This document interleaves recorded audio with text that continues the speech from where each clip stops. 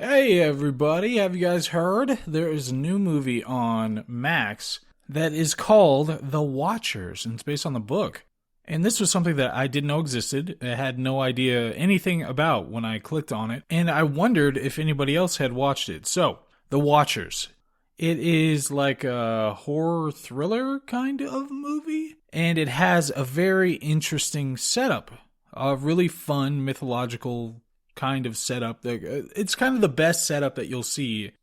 But it is starring Dakota Fanning, and what I would later learn, I did not know this before I watched the movie or as I was watching the movie, but afterwards I looked up the IMDb page, and it turns out that the director is the daughter of M. Night Shyamalan.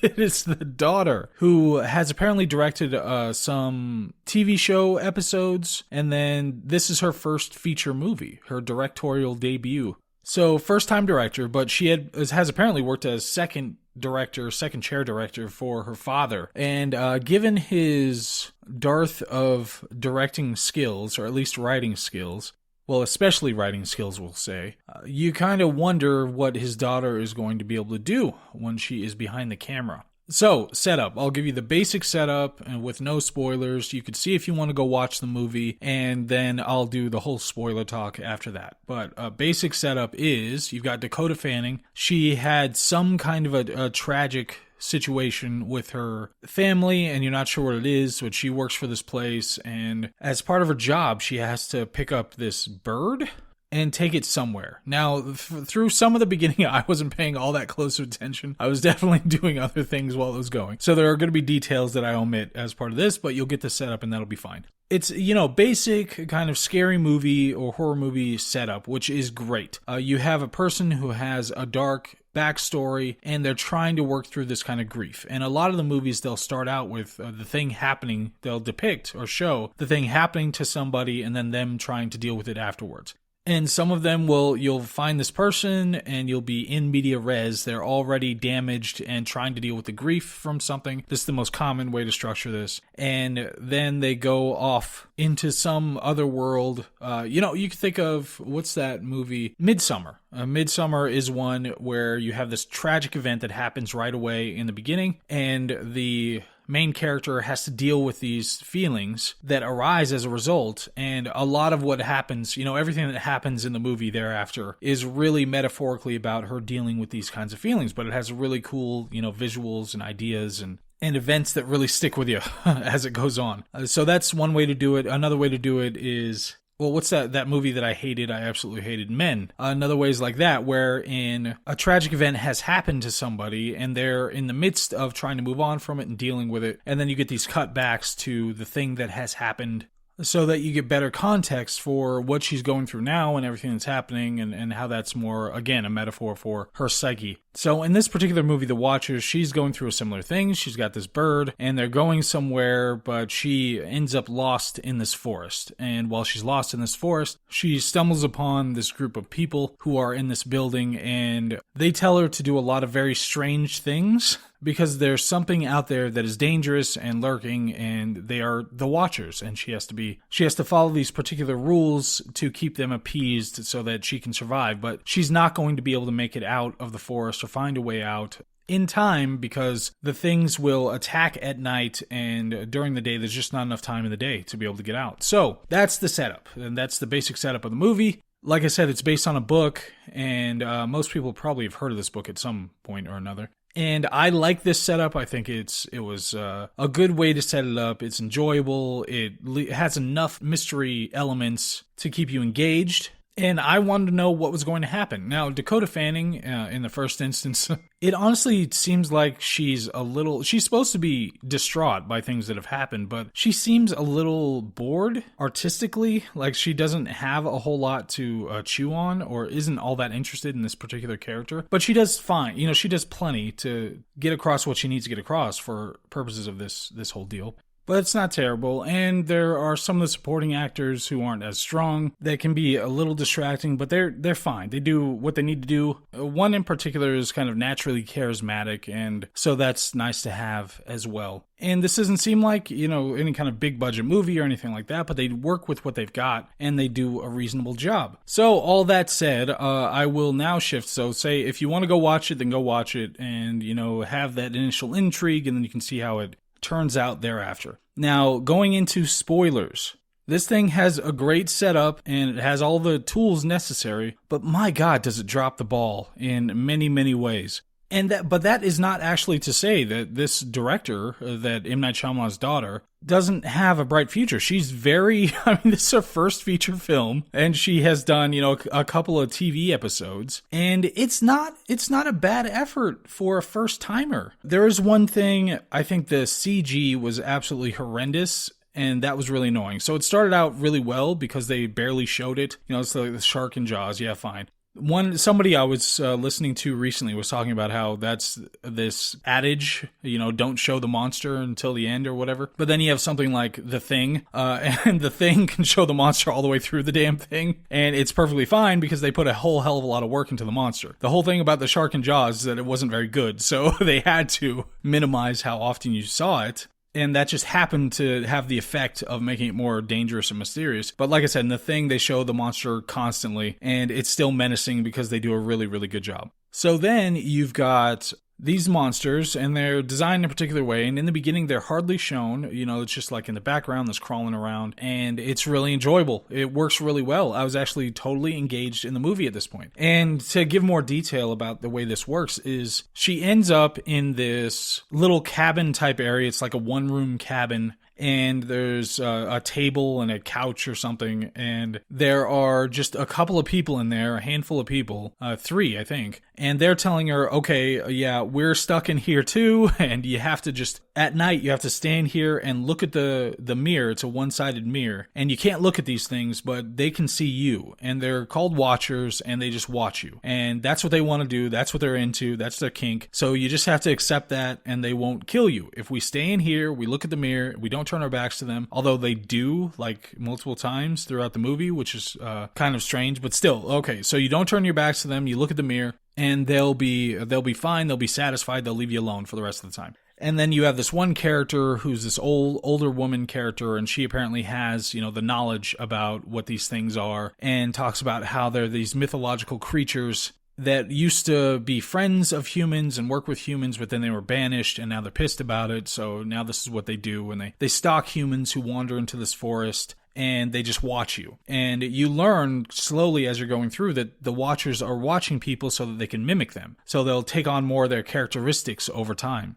And so it's a fine setup. It's totally fine. It's not bad at all. I think it's got just plenty of mythological and sci-fi elements. It's got simple character setups. It's got the tragic backstory of the main character that she has to work through. And visually, it was fine up to this point. Then there's one point where the main character and the older lady, there are also 2 others who are in the cabin with them. There's a younger guy and a younger gal. And she was married, and her husband had gone out to try to find a way out of the place, but he hadn't returned, so she was worried that something had happened to him.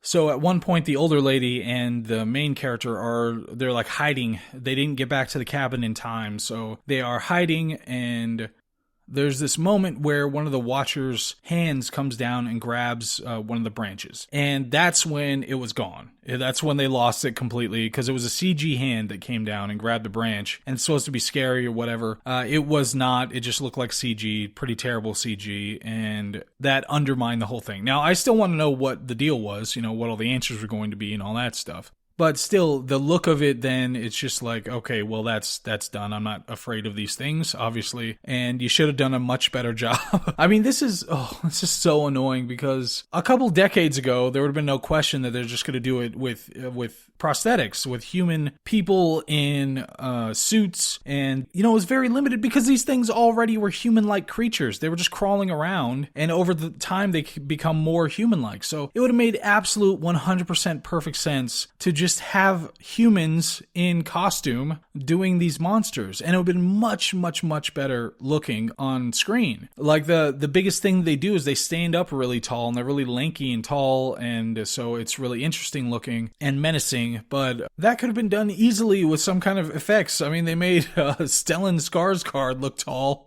in, what's it called? Dune, so they couldn't do that here, and I just think it would have looked infinitely, not just a little bit better, it would have looked infinitely better if they would have done makeup for these monsters instead of using the CG. It's a lot like I Am Legend, when they had those CG fast zombie creatures, and they just looked horrendous and unrealistic. It wasn't as bad in I Am Legend as it is here, because I don't know, for some reason it just kind of blended in, you didn't care so much in that, but in this one it just annoyed the hell out of me by the time we're actually running into the things. And that's not to say that it was all terrible or anything. I think I remember some shots that were fine. Even though they were CG, they looked fine. But for the most part, it's just, if you would have used costumes, it would have been so much more interesting and menacing and scary and all of that. It would have looked way better if they would have used costumes. Especially you have a hand. You know, it might have been a hand with like 7 fingers or something like that, but you can work that out. Just a hand grabbing a branch. Jesus, learn from the Alien movies. If those would have been all CG, if they had been made today, and those would have been all CG, they would have been just so forgettable and meaningless, and nobody would have cared. So that was the first big annoyance. And then, I mean, throughout, you could tell that the writing is pretty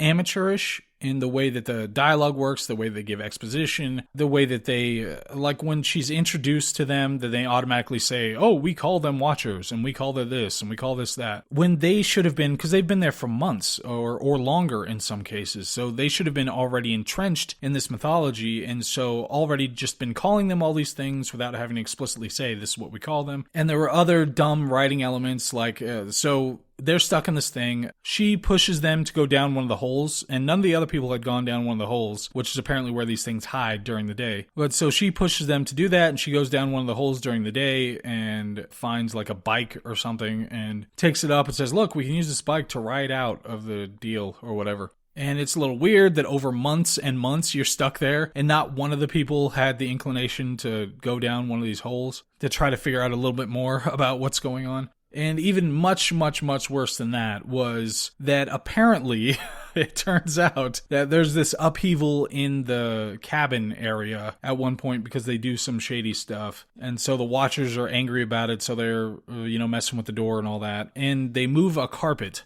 And under the carpet, there's like this area that has a thing covering it, but you can tell that it's a different color. So they pull the thing up, and there's a hatch, and they open the hatch, and they go into the hatch. And it's like, oh my God, this is the one room that you've had for months and months and months. Like one person said they were there for like 8 months. And you never lifted up the carpet? You never looked around the room to see if there was anything else there? Really? So that was annoying. And then they climb down into the thing and find that there are all these videos of this guy.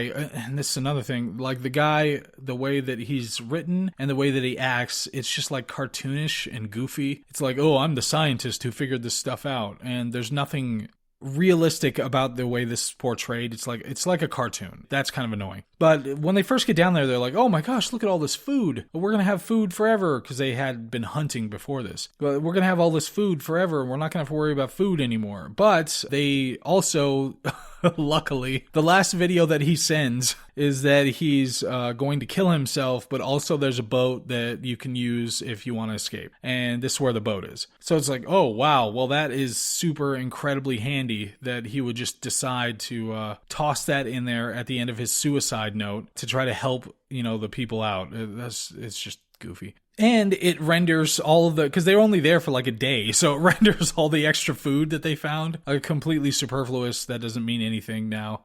And so now they have this plan that they're going to get out, they're going to go find this boat and be able to cross on the boat. And on the way, the younger guy sees somebody who's the husband of the girl, but it turns out to be one of the Watcher things because they had learned this guy over the course of all this time. They had learned to mimic him really well, and then the Watcher thing kills him. But Wouldn't he? No, he'd be aware of that because just right before this, that same watcher thing that mimicked the other guy really well was at the door trying to get in, and they wouldn't let him in. So he would know that they can mimic the guy, and they already have, and so this is probably that instead of the actual guy.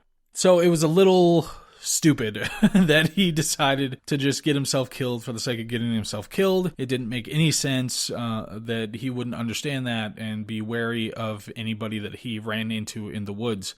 So anyway, they go ahead and get on the boats, and the older lady says they won't be able to swim. I know this. They're not going to be able to swim because I know the mythology. I know all this stuff about them. And fine, so they get away, and she wants to, the main character now, having dealt with her trauma through this thing, because she had done something careless while she was driving with her mother and caused them to get into a car accident that killed their mother. So it's a little neutered when it comes to tragic backstories.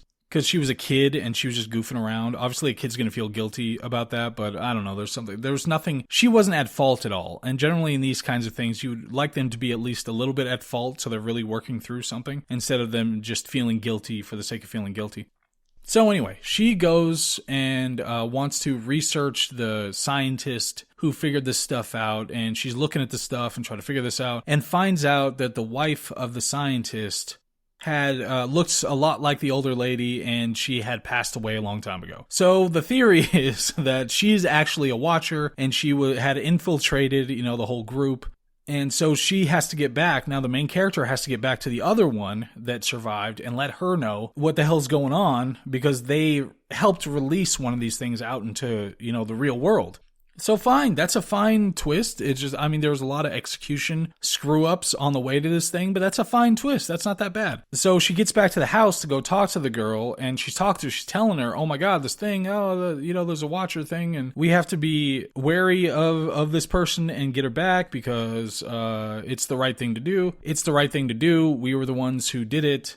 So as she's going through this, then she stops and she's like, oh, wait a minute. Are you really this other girl? And then it turns out, no, she's not. She's a watcher. And I think I'm confused by the end. Were there two of them that had escaped at this point, or had just one of them? But anyway, they go through this whole thing, and she's telling her that, no, you're a super special one. You're like part human and part watcher. Because first she's trying to kill her, and then it's like you're part human, part watcher. Because you were able to go out into the sun. And that's one thing they can't do. They can't go in the sun. But you were able to, old lady, so therefore. And then the old lady is like, oh my gosh, I accept this. And she bursts out wings for some reason. And then she flies off into the world and becomes a little girl. And then just, she goes to like elementary school and likes Hello Kitty or something. I don't know. But the point is that there's a resolution without violence at the end. And so that's that. That's the movie.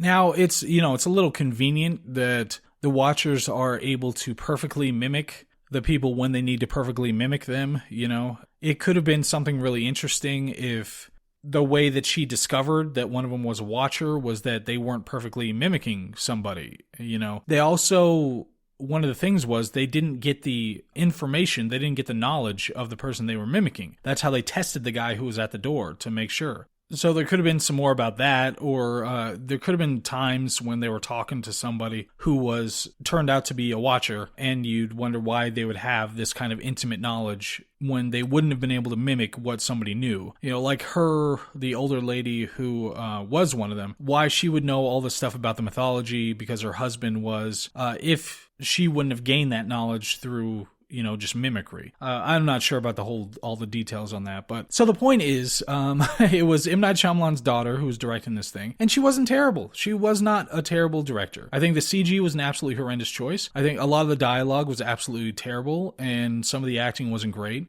And the set design left a lot to be desired, and some of the visuals were just boring, not done very well, and definitely could have been done better. When I'm thinking through it, a lot of it looks just muddled and not very well thought out. The frames weren't great. But altogether, I am giving her, like a handicap. I'm saying this is her first feature film. She actually did a reasonably good job for her first feature film with a famous director father. I think she did a pretty reasonably good job. The film is bad. It's not good, but it was a good setup. There were some excellent things in the beginning, and a lot of the pacing just didn't seem right. The way the character was acting didn't seem all that correct, and obviously by the end she goes and talks to her sister again, because she hadn't been talking to her sister, her twin sister, and she goes and talks to her again, and so they're reconciled, and it's not a horrible thing anymore. And obviously there's the thematic undercurrent of her having a twin, and the Watchers being mimics. They're trying to mimic her. So it's like a metaphor for her trying to come to terms with her twin, the violence that she's done to her twin. That's what the Watchers represent thematically, which is an interesting thematic. That's not a bad idea. It's actually pretty interesting. But overall, it's just, it's poor execution. I would, however, give this director another go. Just get her some better writers, better script, and maybe a DP who really knows what they're doing, and up the budget a little bit. I think she'll do fine. I think this movie will do very well on streaming, just because it looks nice, it's well marketed, and it's one of those really easily digestible movies that you don't know what you're in the mood for, and it's an easy one to watch. So, I'm not sure how well her career is going to go. I don't think she should listen so much to her father, but maybe find some other tutelage in the industry. Maybe mix some Paul Thomas Anderson and Denis Villeneuve. If you're going to have a round table with those guys, then maybe you have a very bright future ahead of you. But that's The Watchers. Like I said, super interesting setup, poor execution, but she deserves another shot. So anyway, did you guys see anything recently? I am going to recommend a book. This is the first time I've done this. I probably should recommend a movie since I'm talking about a movie. But the book that I'm going to recommend today is Life 3.0 by Max Tegmark. This is one that we read a while ago, but it was a really interesting look at where artificial intelligence and that kind of thing is going, and exploration of what life is, what Life 2.0 was, and Life 1.0, and just a really great thought experiment about what our future holds. So anyway, that's going to be the recommendation today, and I will see you on the next one. All right, bye.